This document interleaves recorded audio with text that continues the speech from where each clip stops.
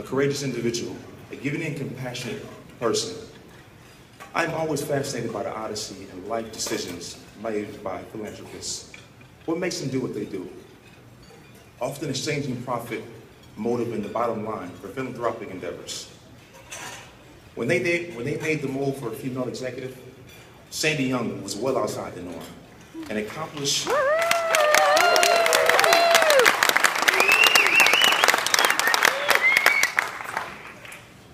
order for Ralston Purina, a highly successful marketing vice president and hostess. Is anybody familiar with mini muffins? Yeah. My kids love them. How the donuts? But Sandi was a catalyst behind that. As well as brand awareness, captivating packaging was all of her forte.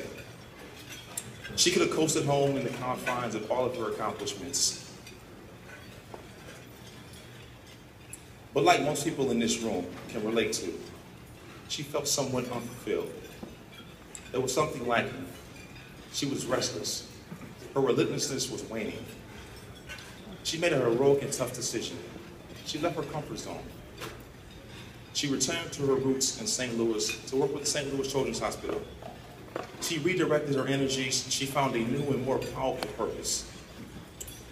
As my good friend and mentor, Bill Austin would say, the light came on, not to be turned off. The light of giving, of enabling, for the deep within her heart, Sandi Young has the heart of a lioness. She has the heart of a champion. After funding and founding an orphanage and community amongst many of her philanthropic endeavors, she funded a mission to Rwanda. This is where I was able to meet Sandi, and my life changed from that point. We became fast friends with many mutual interests.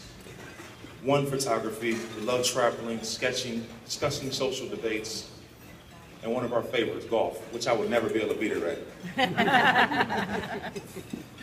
We have done many missions together with the Starkey Road Warriors, 3 different continents, 6 different countries. Sandi doesn't just sponsor the missions. She's in the trenches, 12 to 15-hour days, whatever it takes, providing hearing aid service to anybody who's in need. She's amazing. An infectious attitude and so much resiliency, no matter what the circumstances. This following video says that all you need to know about this wonderful person. But before we show this video, this is one story amongst many that really touches my heart and shows how much courage and greatness she had. Last year, we talked and she promised she was going to come to my last football game. It was against San Francisco 49ers, late December. And Sandi was battling cancer at this time and had surgery. But she made a promise to me that she was going to be there. She pushed her surgery back 2 weeks to be able to attend my game, a football game. I'm not saving any lives, doing anything special. But she made a commitment to me, and that's the kind of commitment, and that's the kind of person she is, and I'm so blessed to be able to call her a friend. She battled back through rehab. She couldn't talk for weeks. She never complained. Excuse me. And in 7 weeks, she was back serving again in Rwanda and Uganda. So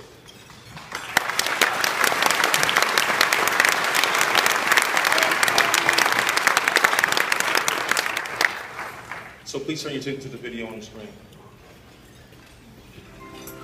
There's nothing like it. To see the smiles of the people that you help, the mom who heard her daughter say mama today for the first time, the grandma that wanted to dance with me today for giving her hearing and she hadn't heard in so long. I try to be involved with those that I can really see and feel and touch. But you know, in this group, you see every person you touch, you change their life. Oh my God. Bill and Tanny are incredible. They are true mentors of mine. You know, you very rarely meet someone like Sandi Young. She's so compassionate and has so much empathy for the children and truly cares about what she's doing and to help them. Hey, this is Starkey. Sandi, you're the best. We can never thank you enough for being so good, for helping so many around the world. We just look forward to our future together. Couldn't have a better partner. This has been a match made in heaven for me because it's taken me to countries that I wanted to see with people that I love and feel like family, but I get to do good at the same time. And I get to see it from a very real perspective to really educate myself about that country and its people. Even, smile. it opens me up for bigger things. So when someone shares their world with me, then my world just gets bigger.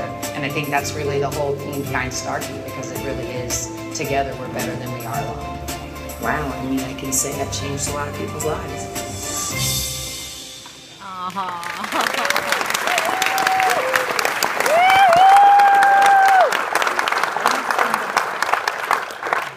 Without further ado, please welcome my friend and fellow parent angel, Sandi Young.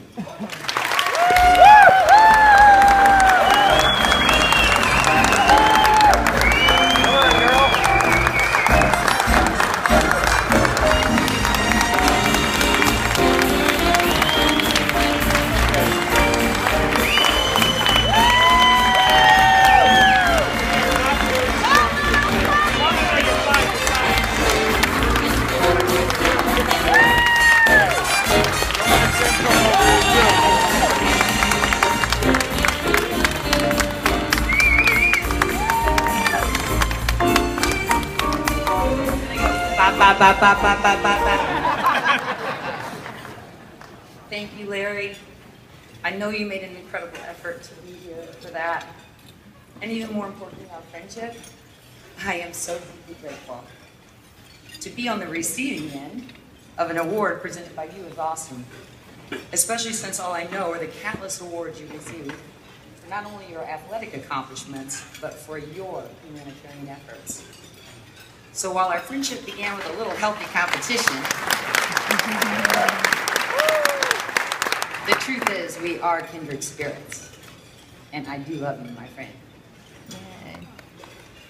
Wow, I am flattered to be here in such esteemed company. And I am so humbled to receive this special honor. But you should know this award doesn't change my life nearly as much as the look on the first child's face that I fit with hearing aids. My life was forever changed that day, and it's led to many more missions in many more countries, changing many more lives. And it's why I'm standing here today. I've always wanted to make a difference. And just like I said in the video, really feel it, know it, touch it, see it, and smell it. And in the Starkey world, that happens over and over again with every person you touch. Ask anyone, there aren't adequate words to describe the experience. If you want to discuss humanitarians, you have to start with a king and queen, Bill and Tanny. They set an extraordinary example for so many, especially me. To you too, to your team, the volunteers, all the patients, I say thank you from the bottom of my heart. Because I get to see the world, and I get to learn about countries and people from the most real perspective. And I get to do it with people that I now call my family, so I feel very safe, and I feel good about the work we've done. My world is richer now for all the accomplished people who are a part of my life because of Starkey. I'm so appreciative of all the NGO partners who share their learning and their achievements with me, and for what they're doing to change the world. Many of these like-hearted, like-minded people I am now fortunate to call my good friends. So you see, in so many ways, I am blessed to get so much more than I'm giving. Now, before I keep you too long, I'd like to share with you one last thought. I was once told about a remarkable study in Hawaii that showed in impoverished families, children who had a loving relationship with one caring adult, demonstrate a much greater resiliency for success throughout their lives. That's how important it is to be loved. It's a basic need for all of us. When we work with organizations that truly touch people, like Starkey, we are showing them that we care, that they're loved, and we can truly change their lives on a deeply human level. And to me, this really answers the fundamental question for those of us in this room. Why are we a part of this? Why do we give to Starkey? And truly, why does anyone give to charity? It's about love. The love that connects each of us and makes us feel whole, even when some parts are broken. I've seen that love from the streets of the Coachella Valley to the slums of Kibera, and it is remarkable to witness. Everyone wants to feel loved, And by giving, we connect with them and we show them that they're worthy of love. And for those of us here, we know giving isn't just about money or about missions around the world. It's as equally important when we give in loving ways on ordinary days too.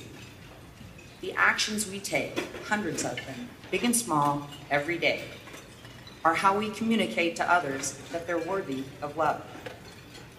The cumulative effect of these actions creates the world we live in. And I think we all want to live in a world where people hold the elevator for strangers. A world where we give someone else the benefit of the doubt. A world where we smile at the person behind the counter because their day might be as hard as ours. And yes, a world where everyone has the right to hear.